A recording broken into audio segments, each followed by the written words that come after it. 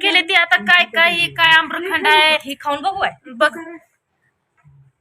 अगो बाबा का ग बाबा एकच नंबर आहे आपण पण ही डायनिंग टेबल इतका खतरनाक बनवलाय ह्यांनी कसं वाटतंय दादा अयो नाही आणि ही अगं इथं पापड्या ही मटण योगा ह्यात काय बनवलंय ह्यातलं काढावं दादा ही शेवाळ्याचं खीर इकडं भाकरी येत्या चपाती येत्या इधर क्या है बेसन है इधर ही कुकर कैसा खुलने का ये कुकर में राइस है ऐसे खुलने का राइस है रे बाबा और रोटी तर हे देखो भाकर आहे भाकर आपली गावाकडली पद्धत भाकर खावा रेटून आता ढिलं पडू नका पिठलं भाकर हा. पिठलं भाकर श्रीखंड आहे काय खाऊन काय नाही झालं. मग ते ज्वारीच्या भाकरी संग श्रीखंड खा आता सगळीजण या जेवायला सगळ्याच्या मागणं तुमचं दाजी बोलवायला लागले तर नमस्कार बहिणी तुम्हाला म्हणलं तर नाही आज पुण्याला येणार आहे. पुण्याला खास असा एक विषय होता त्यामुळं आलोय पुण्याला अजून काय ती खास काम झालंय असं नाही ती वेळ आहे कारण की खास पाहुणा म्हणूनच तर आपणच पाहुणा आहे पण त्यांच्या मोठा जी मुलगा आहे ते अजून आलं नाही तर सर्व्हिसला असल्यामुळे त्यांचं टायमिंग जरा रॉंग आहे तर आपण आलोय पुण्यात आता बघा ही घर तर आपण पहिल्यांदा असलो टॉप मध्ये आल्यापासून सगळं दिदीनं दादानं इतकं भारी आम्हाला जे पाहुणचार चांगलं केलं पण ते कसं कशा संग खायचं हेच माहिती नाही खरं सांगते तुम्हाला खरंच बघा दादा ते कशा संग कसं खाते ती काय आम्हाला माहिती नाही ती काय काय काय काय दिलतं आणि दीदीनं चहा तर इतका मस्त केलता आपल्या गावठी पद्धतीपेक्षा सुद्धा ताजमहल हॉटेल आहे ना तसा बघा दादा सांगतं ताजमहल हॉटेल आहे ना तसा आणि आपल्यासाठी खास मटणाची भाजी एकदम रगीलपैकी बनवली कारण की मसाला आपला तिथे येतो या आणि आज येताना मी 2 किलो मसाला घेऊन आली या खास त्यांच्या करता आता तुम्हाला दाखवते या इकडे कसं आहे तर का आहा आपल्यातच नुसतं नसतंय जिथं जिथं आपला मसाला जातोय तिथे तिथं ही मटण आपलं रगीलपैकी बनतंय बघताच तोंडाला पाणी सुटतंय सुटलंय का नाही सुटलंय माझ्या तर सुटलंय का हा सुटलंय ना रगील एक नंबर तरी तर कैसे आई बापरे इतना अच्छा खाने के बाद तो काम जो लगने के आज बाबू चक्री देखो कितना बड़ा है अपना कभी होगा अभी अपना सपना रह जाएगा नहीं वैसा नहीं होता अपना सपना एक दिन पूरा हो जाएगा सपना नहीं रहेगा एक दिन पूरा हो जाएगा एक दिन पूरा लेकिन क्या वो बोलते हैं आदमी के पास जिद्द पाहिजे म्हणजे संघर्ष हिम्मत पाहिजे हिम्मत पाहिजे मलाच नाही की बाबा हिम्मत होत नाही करायचं तर हे मी करणारच जिद्द पाहिजे आपल्याला देवान दिलं दिले ते का नाही अजून काय अजून काय पाहिजे आपण खरं गरीब आहे पण इथं गरीब आणि श्रीमंत काय नाही आपल्यापेक्षा खरंच ह्यांचं सगळं जसं ह्यांचं घर मोठं आहे ना तसं ह्यांचं मन पण खरंच मोठं अलीकडे सुवर्ण तर माझी आली बघा डोळ्यात माझ्या पाणी निघलं सुवर्णाच्या जणू काय तिला तिचं आई बाप भेटल्यावरच वाटायला लागलं खरंच लयच भारी मला तर खरं एवढं म्हणजे असं वाटलं नसतं की मी एवढ्या भारी घरात एवढं भारी मला तर खरं एवढं भारी वाटलं ना खरंच लय भारी वाटलं असं म्हणजे कुठं घरी एवढं भारी बघितलंच नाही आमचं तर घर माहिती तुम्हाला कसं आहे ते सगळ्यांचं घर सारखं असतं पण घरासंग माणसाचं मन ह्या ताईचं तर एवढं मोठं मन आहे ना खरंच आलेलं आपले एवढं भारी वाटलं ना खरंच लयच भारी वाटलं इकडे बघा इकडे ये की आता तुम्ही काय आहे ती चमचीन वाटे आणि तुम्हाला प्लेट पाहिजे तर लयच भारी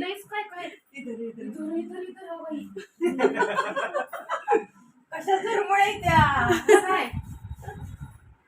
आणि ही जी साडी मी नेली मी अभी पहिली ना मराठीत बोल दीदीनच दिलेली ही साडी जी मी नेसून आली ना पुण्याला आयुष्यात पहिल्यांदा पुन्हा बघितलंय पुन्हा कसं आहे कसं नाही माहिती नाही पण जेव्हा भावाची माणसं आपल्या पुण्यात असल्यामुळं आपल्या खिलारवाडीतनं सांगोल तालुक्यातनं तिथपर्यंत सकाळी निघलूया मोटरसायकलीवर 4 चाकीत नाही मोटरसायकलीवर आलो निवांत आपल्या नव्या बघा इकडे या जरा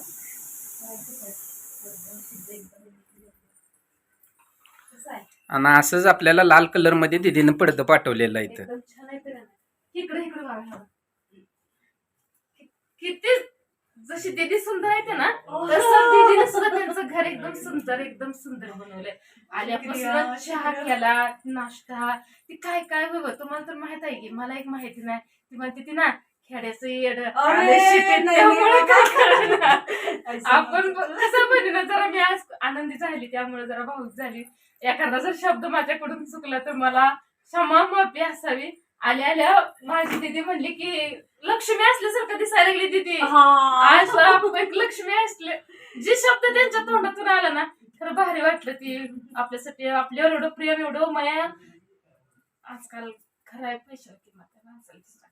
पण ह्या जगात त्यांनी एवढं मला प्रेम दिलंय. सगळ्या बहिणीपेक्षा सुद्धा प्रेम दिलंय. अक्षरशः माझा अंतकरण भरून येतं बहिणीनं. ह्यांचं तुम्ही मला बघून तुम्हाला परिस्थिती ह्यांची कळते. पण मी ज्या वाईट वाटतं ना एवढं प्रेम माणसांकडे मिळतं ना वाईट वाटतं अक्षरशः की नाही दीदी खरं मला ऐसा मत सोचो, एक दिन तुम्हारा भी अच्छा हो जाएगा. अल्लाह ताला सबको देता है. देखो सबर का फल मीठा होता है. देखो सबर का फल मीठा होता है. खरं मी जरा 2 मिनिटं शांत हो आणि नाही, नंतर शांत बोल. साहेब, ह्यांनी म्हणत होतं पाऊस उघडते पण ह्यांना म्हणलं नाही. माझ्यासाठी त्या पुण्यावरून आपल्या घरी आलते. मग त्यांच्यासाठी सुद्धा आपण तिथपर्यंत गेलो पाहिजे. ह्यांच्या मागे लागून मी आली गेली होती. अगं ती जरा मोठी माणसं आहे ती बघते आपण कसं जायचं आपण. अरे ऐसा समझो मत. सब अपने एक है बाबा. सब एक है. ऐसा मत असं म्हणत समझो. होतं की बाबा आपण कसं जायचं डायरेक्टली. नहीं, ऐसा पण नाही समझो इथं आल्यानंतर ना खरं मी अनुभवलं पैसा मोठा नाही माणसाचं मन मोठं आहे. माणसाच्या मनापेक्षा मोठं काहीच नाही या दुनियेत.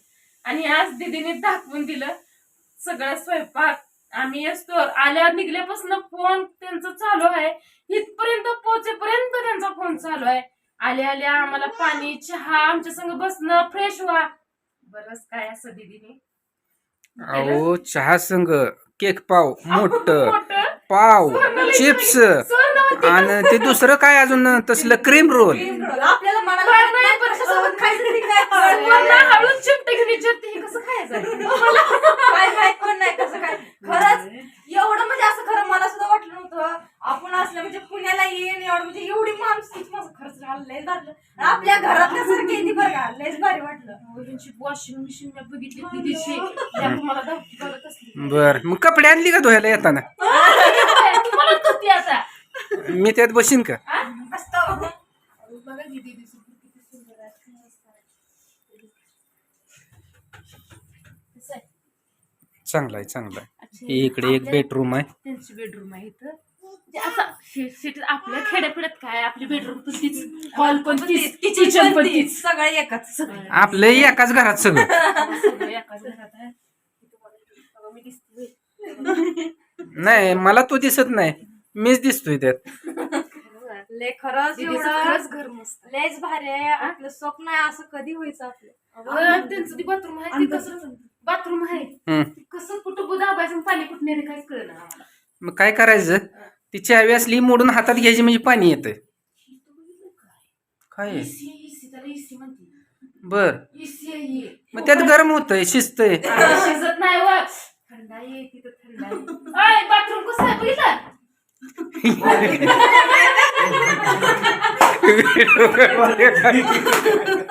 इथं इंग्लिश बाथरूम पण मराठी बाथरूम पण आहे. असं आहे होय. असं आहे. अगं तुम्हाला कसं वाटतंय सांगा आज. मला तर एकदम भारी वाटतंय. वाटतंय? मी हिला येताना नको म्हणत होतो खरं सांगतो रे. यायची माझी आधी इच्छा नव्हती. कारण जे आपलं काम करायचं होतं किंवा व्हायचं होतं त्या कामाला आपल्याला 2-3 दिवस सांगितलं होतं. काय गाड्याला जरा स्वप्न झाले. स्वप्नात झाल्या खरंच लय भारी. असं वाटलं मला तर असं वाटत सुद्धा नाही मिळत आले मी. अगं आपण मगाशी चहा दिल्यावर एकमेकीच्या तोंडाकडे कसं बघितलं खरंच की. असं वाटत सुद्धा नाही. आमचं एकमेकांकडे हसून बघून चाललंय. बरं, एवढं भारी आहे ना लय भारी आहे. माझ्या एकच तोंडात शब्द येतंय. एवढं भारी आहे ना एवढं भारी आहे म्हणजे असं बस. स्वप्नात आलेलं वाटतंय. दीदी कशी आहे माझी दीदी एक नंबर. पण एवढं भारी आहे ना लयच भारी आहे. जशा दिसती सुंदर आहे त्या तसं त्यांचं मन सुद्धा खूपच नाही सुंदर आहे. मगाशी काय म्हणलं जशा त्या सुंदर आहेत तसं त्यांचं मन पण सुंदर आहे आणि त्यांचा ताजमहल पण सुंदर आहे. एकच नंबर. पण अशी माणसं भेटायला बी तुझं नशीब लागतं. मग उगाच डोळ्यात पाणी येत नाही होय सवर ना उगाच डोळ्यात पाणी येत नाही. अशी माणसं जेव्हा भावाची मिळते ताईंनी पहिल्यांदा आम्हाला फोन केला आणि जसं नातं जोडलंय संध्याकाळच्या 8 वाजता दीदीचा फोन आलता ना.